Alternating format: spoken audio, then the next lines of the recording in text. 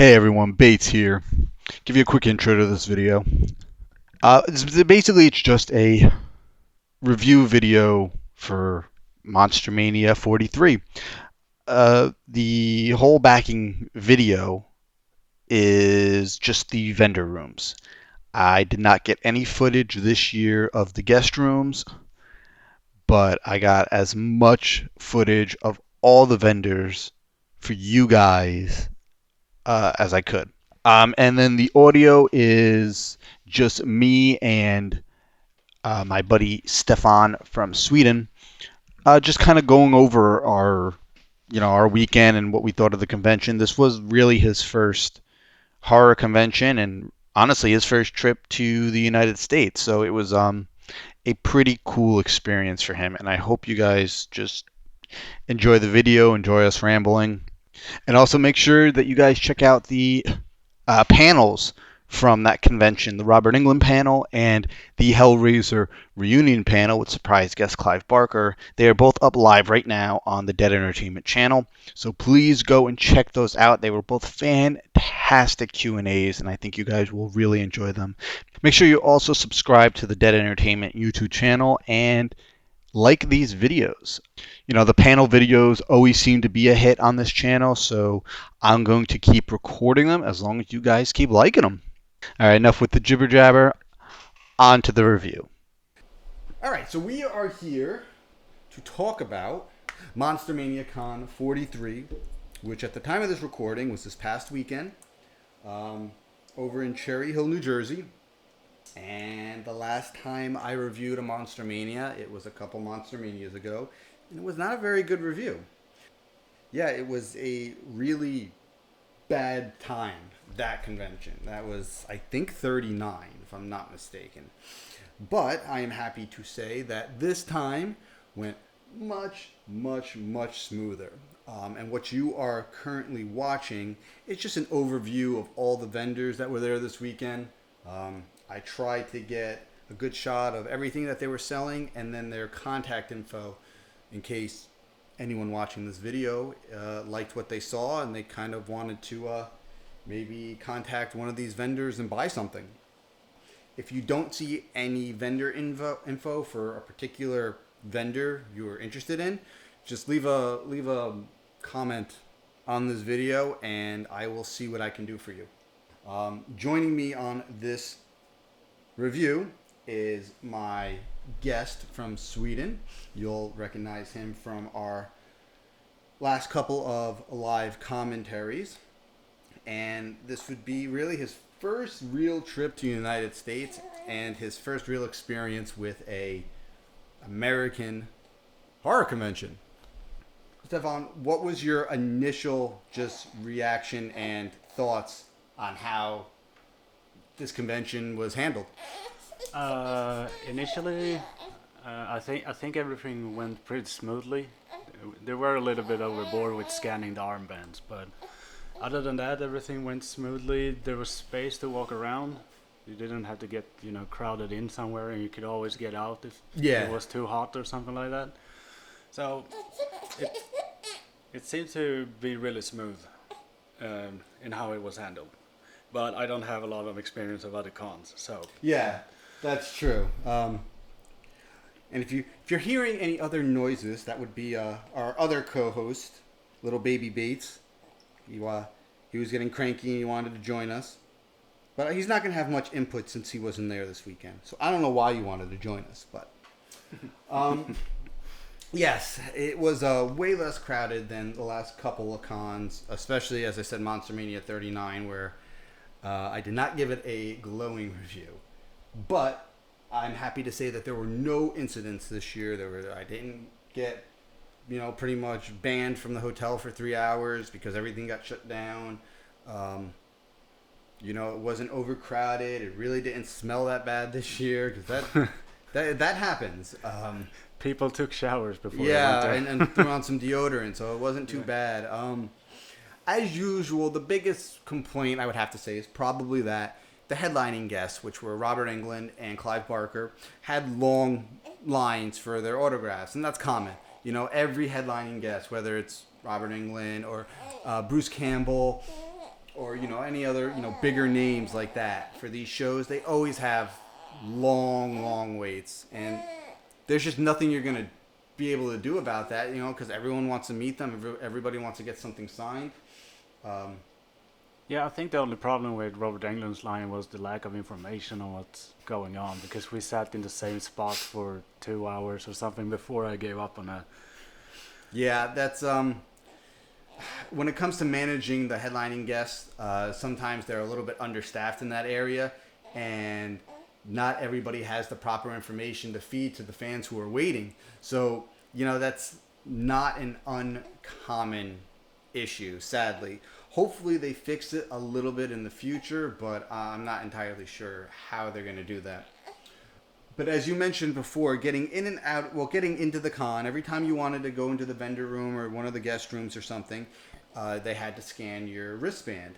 Now, this could cause slight bottlenecks at time, usually at just peak times. Usually when the con is first opening, or maybe during about 12 or 1 o'clock when the con was at its peak, it might take a couple extra minutes to get in. Yeah, it wasn't too bad. It was just excessive. That's what's.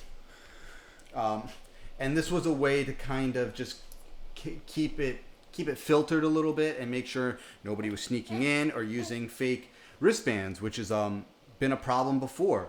So while I was initially annoyed at having to have my wristband scanned every time I wanted to walk in, I realized that they did this to help combat some of the issues I was complaining about at previous cons.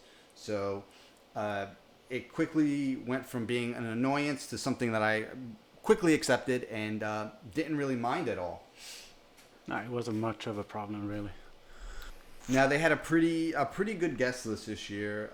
As I said, Robert Englund, Clive Barker, they always had massive lines. Robert Englund did a really fun little panel, and there was a Hellraiser panel because there were 4 other people from the Hellraiser series, and Clive Barker decided to surprise everybody during that panel as well. And he hung out and talked to fans for about a half an hour, which nobody was expecting. He wasn't scheduled to be a part of that panel, so that was a really nice surprise. Yeah, that was really funny. Which you can see over on our channel. You can check out that whole panel along with the Robert Englund panel. Kathy Najimy from Hocus Pocus probably had one of the longer lines as well. That was really cool to see just how massive her line was. And then some of the other bigger names that always had massive lines were Ron Perlman and James Hong.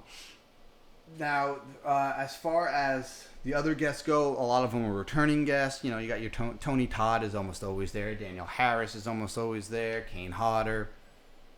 And a few others, Beverly D'Angelo. All great guests that have been to plenty of past cons, but are always fan favorites, and they always have lines. Yeah, the Kane Hodder line was really comfortable to walk in. It was fast, and it was nothing, it didn't clog up or anything. So I think that goes for most of the signing when going on in that room. Yeah, no, I was hanging out with you on the outside of that line, and it moved rather fast. And Kane is known for hanging out and chatting with each of the fans for 2 or 3 minutes, just the way he's always been. So, again, I was talking to my buddy about this, at the show. It's sometimes a double-edged sword. If you're standing in a line 30 or 40 people deep and it's moving slow, you get annoyed, but then you realize, well, you're going to pay $50 for an autograph. At least the guest is trying to make a little bit of a conversation and trying to engage with the fans for a little bit. I know it can be kind of a pain in the ass to wait, but at the end of the day, you kind of just want more than someone to scribble their name on a photograph or a poster and then you just walk away. So at least having a little bit of an experience with them, something you can tell your friends about, at least makes it feel like you're getting a little bit more for your money. Yeah. Right? Yeah, I know. I am kind of lucky that I'm not much of a trophy hunter when it comes to autographs and stuff like that, so I got to experience more out of the con than just standing in lines, which I really enjoyed. I enjoyed all the vendor rooms. There were some really cool stuff in there. Yeah, we're going to get to that in a second. Yeah. Now, Kane was the only autograph you went after, right? Yeah. Did you talk to him at all? A little bit. He asked where I was from because he heard I wasn't from here. So I told him Sweden. And then he started yelling at a guy that was late. So now he was nice to talk to. The little we did. Yeah, he's a notorious ball buster. Again, it's the way he's always been. I mean, I first met Kane. I'm 32 now. 16 years ago when I was 16. Yeah. At one of my first conventions. So he's been like that for as long as I could remember. Yeah, but it was kind of funny because the guy went to the table next to him, and then he said like, "You're late. You're 1.5 hours late." Shut up, Kane. Yeah, everyone can't be like me. It wasn't all he said. I didn't meet too many. I usually don't meet too many guests anymore because it's just getting too expensive. Autographs at their cheapest are like $40, and it's just hard to sit there and spend it on 4 or 5 guests. I mean, there goes your entire weekend budget. But I did go out and I met Elden Henson, who you would know from as Peanut from Idle Hands, or Foggy from the Netflix Daredevil series. And I had a great little experience with him. He is one of the most humble guests I've ever met. You watch him in anything he acts in, and he is like you look at him and you go, wow, he is like instantly likable. Yeah. And you know what? And I said this in a tweet, and it translates 100% to real life. You meet him, and he is just as he presents himself, and as any of his characters, just instantly likable. So just a great dude. And I also met the legendary James Hong, who I can't even say enough nice things about him. He was great. He's a funny dude. He loves to have fun with his fans. Got distracted by the baby. As I was saying, James Hong was just a complete treat. Just loves having fun with his fans. Loves interacting with all of them, and he's a real goofy but very energetic, lively guy in person. And the fact that he still has so much, I guess, respect for the business and respect for the fans. He's been acting for 50 years. It's just a testament to how much of a professional he really is. And I say, if anyone ever has a chance to meet him, please go and do it. It's just an experience. But aside from that, those are the only two I decided to open my wallet for, and I'm glad I did. I got some cool things signed, and yeah, that was my experience with the guest rooms, with the guest list. As far as the rooms went, they weren't too bad this year. They were not overcrowded. When they first opened, they were crowded. But that's normal. After about an hour or two, they became way more manageable, and you could walk around them pretty easily and navigate the lines without too much of an issue. Now the vendor rooms are always what I usually gravitate towards. I didn't actually buy anything this year. I was an adult. I think it's the first con ever. I really didn't spend anything in the vendor rooms. I think I spent $5. And there were some new vendors that I've never seen before, and they were pretty cool. I talked to them for a little bit. You'll see some of them in the videos. Probably the reason why I didn't, I think I spent $25. I bought a new witch print. That's right. I did buy a new witch print. And I guess one of the reasons why I didn't spend any money is because my favorite vendors, Gray Matter Art, you'll see in the video, the empty tables. They had something come up last minute. They had 3 tables this year. They usually have 2, but they bought a 3rd one. But they could not make it. I don't know exactly what happened, but hopefully everything's okay with Mike and Jared. They're really good guys. Hopefully they'll get back to me at some point and let me know exactly what happened. It was really, really weird not seeing their name on the table, but not seeing anybody there. So that was sort of a letdown. But a lot of the other vendors, really, really great. There was a fantastic artist from the West Coast who came out. I'll mark him in the video when I get to his vendor table. Definitely check out his stuff. Guy was an amazing, amazing artist. And then you had a lot of your staple vendors. Your Fright Rags and your Trauma Table, and a few of the other ones, Time Bomb Toys. These are vendors that are at every single show, and they never disappoint. They always have good stuff. So what did you think about the just variety of vendors and everything that they were selling? I'm a little surprised that it actually was that kind of variety, because when it's usually like conventions in Sweden for, role-playing games, you see a lot of vendors selling the same stuff.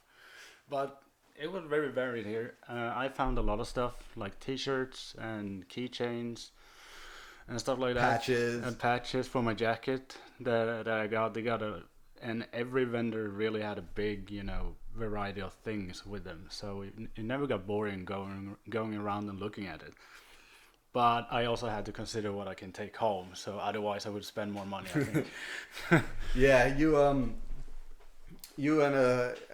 it was like a kid in a candy store when he saw all the different things, books, T-shirts, posters. Oh yeah, that's right. I bought a Lovecraft biography too. So it's when you're not used to all that stuff being available to you, it's real easy to get overwhelmed very, very fast. And that's the vendor room. That's what it can do. I mean, and this is just a run of the mill good horror convention. If you would be in absolute shock and awe if you ever went to like a big like San Diego or New York Comic-Con. You would be scared. Yeah, I don't know if I can handle that kind of situation. No, but the only thing I had to keep in mind all the time was I'm going to fly home sometimes. I need to be able to bring things home as well. So most of the stuff was small stuff that I bought. Yeah, stuff that was easily packed up. Yeah. Aside from the mask, but I'll give you some stuff to cushion that thing. Yeah, So I think it would be all right. It was the mask was rather soft as well, so it's not like the mask I have at home that is glass fibers hard. So I think it will be all right on the trip home. But overall, everything there was nice. I like how the room itself is dark, and then they have all these colored lightings, all over really setting the mood. Yeah. For the convention. That's a really nice touch, I think. And it was a little bit easy to get lost between the vendor rooms because trying to find a way to the hotel lobby. Yeah. Could be a little bit difficult. I think. After a couple rounds, you get used to it. It's not too bad. You experienced you had your first interaction with a guest, and you went through all the vendor rooms, saw all the vendors and all the wares they're selling, and the end of the weekend, pretty much Saturday night for us, really, because we didn't do a whole lot on Sunday. We normally don't. Are the panels. Now this year, they didn't have too many panels, which is very upsetting. I was hoping for a Ron Perlman panel. I was hoping for a James Hong panel, but they were not scheduled for any. Why, I couldn't tell you. I don't know if it was convention limitations or the guests just not wanting to. But the two panels we did get was a Hellraiser reunion panel and a solo Robert Englund panel. Usually the headline panels are always very, very good. I have to say I've only been to one headlining panel where I was not impressed. But this year, both panels delivered, especially with Clive Barker making a surprise appearance. And basically it turned into him and Doug Bradley just sort of reminiscing and bullshitting back and forth, and it was like you could have sat there and you could have listened to it for half a day. Yeah, there would have been no issues at all. I have to say, Clive Barker is getting up there in age, but once he sat down and sort of surveyed the area and got into a groove, the man just never stopped talking. He loves to talk, and he's still extremely sharp. He remembers almost everything. So just sitting there listening to him was an absolute treat, especially for all the fans that were in attendance. It really amped up the atmosphere in the room. Just as soon as he entered, you'll see it in the video that's live right now on this channel. As soon as he entered, fans went nuts, and it changed the entire dynamic of the room. for the time he was there. Yeah, it was a great panel. My favorite story, I think, was the one with the smoking machine between Doug Bradley's legs. That they thought that he was on fire when they reviewed the footage, so they had to reshoot everything. Yeah, you always get some great behind the scenes stories that you may not find on like a DVD extras or Blu-ray commentary or something. So that's why these panels are always a unique experience. You're gonna get repeat stories and repeat questions, and you're gonna get those troll fans who ask stupid questions.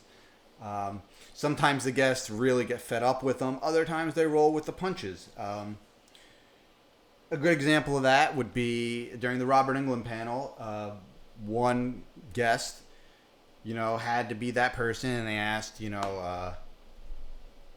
asked who actually won in Freddy versus Jason, and I'm sure Robert gets that question, every time he does one of these panels. But he took it in stride. He rolled with the punches, and he had fun with it. And that's just the kind of guest he is. He's always on. He's never off. He's always full of life. He's always full of energy, and he's always there for the fans. I mean, the fans really helped him become big and helped him sustain a career. He's an amazing actor, great range. Despite doing mostly horror, he can, go beyond that. But the horror fans and the horror genre has just been so great to him that he can't help but just being great back to the fans.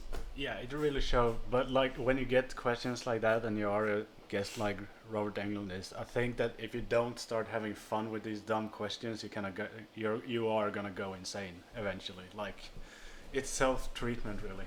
Yeah, but thankfully there was only that one fan asking that one silly question throughout both of these, fantastic panels.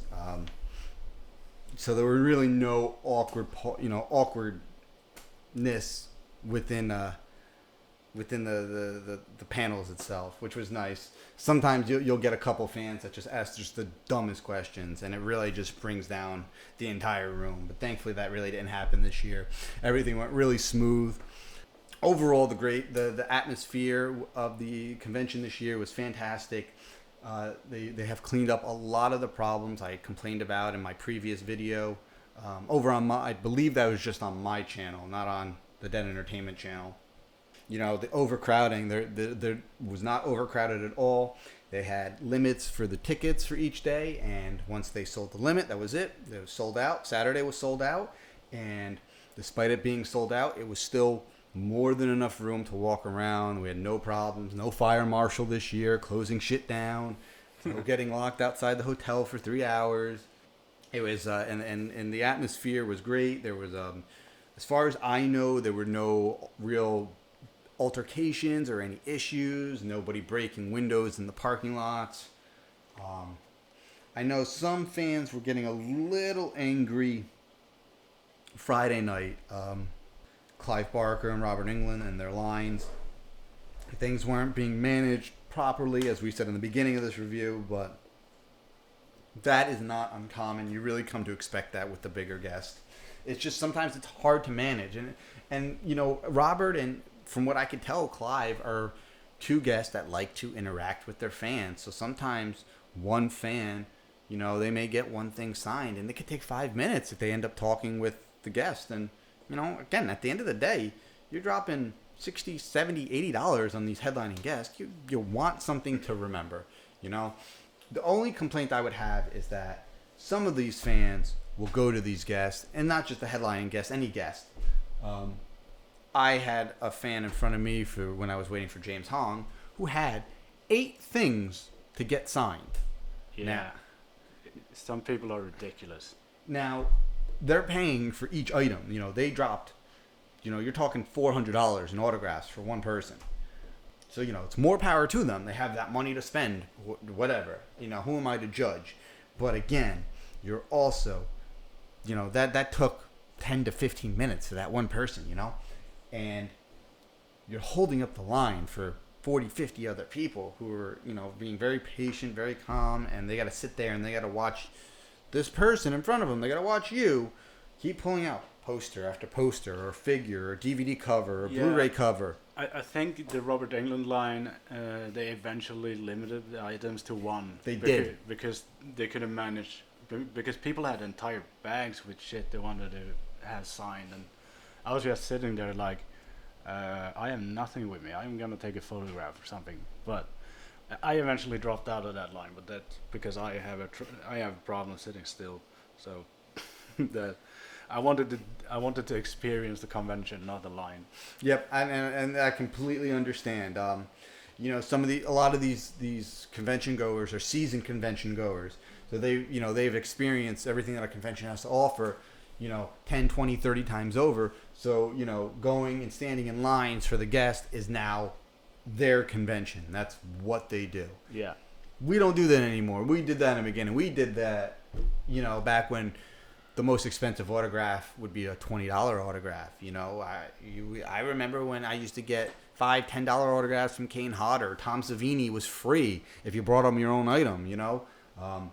Now it's nobody's free. The only person I know who will give you a free autograph if you bring him your own item is Adam Green.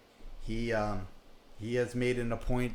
I believe he said he will never charge a fan for an autograph if they bring him their own item. If you're buying something at his table, obviously he charges you. But if you bring him, something from Hatchet, he will sign it without a problem. Yeah, my Kane Hodder autograph came to 100, but that was with the mask. Yeah, you bought one of his limited edition masks that he sells at his table. Yeah. So that's a justified price point at that point. But yeah, again, the overall atmosphere was fantastic. There were no issues. There were no fights that I could tell throughout the entire weekend. It was just a overall great time. I didn't party as hard as I normally do. I'm still on daddy time, so I'm waking up super super early and I'm going to sleep early because I'm still when you're taking care of a baby, you have to be on baby time. So I tried to fight it as best I could here and there, but the weekend, it just catches up to you, especially when you're drinking all day as well. That doesn't help. But overall, it was a fantastic weekend. All four of us had a really good time. I don't think anyone had any complaints all weekend. Everybody, got to enjoy it in their own ways. We all got to hang out and bullshit and drink together, and it was definitely an amazing way to experience your very first horror convention. Yeah, it was great. I had a great time, and it was fun just walking around and looking at stuff too. We weren't stressing anything or something. You could take your time. You could go when you needed. You just go and sit in the hotel room for a little while, take a little break. I was a bit afraid that it was gonna be very stressful, like running around all over the place. But yeah, it didn't end up like that, and it was just a perfect weekend for me actually. That I would like to do again sometime. So it was really great. Definitely can't say enough good things about how they fixed the issues from the last couple of shows, and hopefully they continue to fix a few other the little things. And I have to say, Monster-Mania is I'll say back on top just because of, again, I've been such a fan of them for so long. I've been going to them for so long. The last convention I went to was NJ Horror Con, and I had just an absolute blast at that convention. And we had talked about that on a previous, I believe, Way of Life episode. But that it's good to know that we're getting a good couple of conventions in New Jersey again. Of course we have Chiller Theater as well still, but Chiller Theater is it hasn't been good in a very very long time. Sadly, it looks like I'll be going in October as long as I have the money, because there are a couple guests there that I need to meet to finish a poster I have. And if that happens, I'll end up doing a little mini review because I don't stay at Chiller Theater for very long. It's a very stressful convention, I gotta say. It was good to have a nice summer convention that was easygoing, easy to navigate, no problems, and overall just a lot of fun. We do have a room for March already. I already booked us a room for March. So, we'll wait and see what's going on there. Dave, the owner and who runs Monster-Mania, also announced that in June they will be doing a Monster-Mania presents Pop Mania. It's going to be a pop culture convention in June. Possibly we'll go to that. I don't know. I guess I'm going to have to see what kind of guests they get. And it could be very dangerous for me because pop culture means it's going to have a lot more comic book stuff and a lot more Marvel stuff. And that is my... Yeah, I was going to say that. that is my my big weak point, the Marvel stuff. I managed to suppress my urges this weekend. There's always a couple guys who sell some Marvel stuff, and they know I always buy it. And but I managed to suppress my urges. I saw one thing I really wanted, very expensive, but I was an adult. Keeping your cool. Yeah, I said nope, can't do it this year. Thank you, but I have to pass. And I did. I ended up coming home with more money than I've ever come home from a convention with. So very proud of myself. I don't know what else to say. As I said, it was just good to get back to the way the convention used to be, and hopefully it stays that way. Hopefully they don't up the ticket numbers again and run into any future issues. It was back to the way it's been for the past 10 years. Hopefully you guys are liking the vendors throughout the video. Again, if you're seeing anything in the video but you don't see the vendor info, just go ahead, drop a comment below. I will try to find that vendor info for you. I've done it before for previous videos when people have asked, but this year I tried to make sure to get as much vendor info as possible for you guys. Make sure you like the video. Go ahead and subscribe to the channel. And check out the panel videos, the Robert Englund panel and the Hellraiser panel video, which are also up right now live on the Dead Entertainment YouTube channel. Make sure you follow us over on Twitter at Dead End Site, and like us on Facebook, facebook.com/Dead Entertainment. You can also follow me on Twitter personally at Bates_MotelMT. And, make sure to check us out. Sometimes on Wednesday nights, we're still getting back into a rhythm with the Way of Life podcast, but we do live podcasts. We used to try to do them every Wednesday, and for a while we were good with that, but once my kid was born, it kind of got a little hard. But hopefully, once he's a little older on his schedule, it'll be easier for us to manage, 2 or 3 podcasts a month. Do you have anything to plug? Well, you can follow me on Twitter if you like it at Tardolv, or you can find me here on YouTube as well at Tardolv as well. I do horror reviews. I talk a lot about myths and monsters, and I debunk ancient aliens and stuff like that. So it's a mixed bag. So go follow that. I'm funny. Yep, and he will be returning to his home country in 2 more days. So, make sure you check out his stuff. Thank you guys for watching the video, listening to us, review the convention. Hopefully you enjoyed it. Hopefully you see some vendors you like. Maybe you'll contact them. And we will see you for the next one.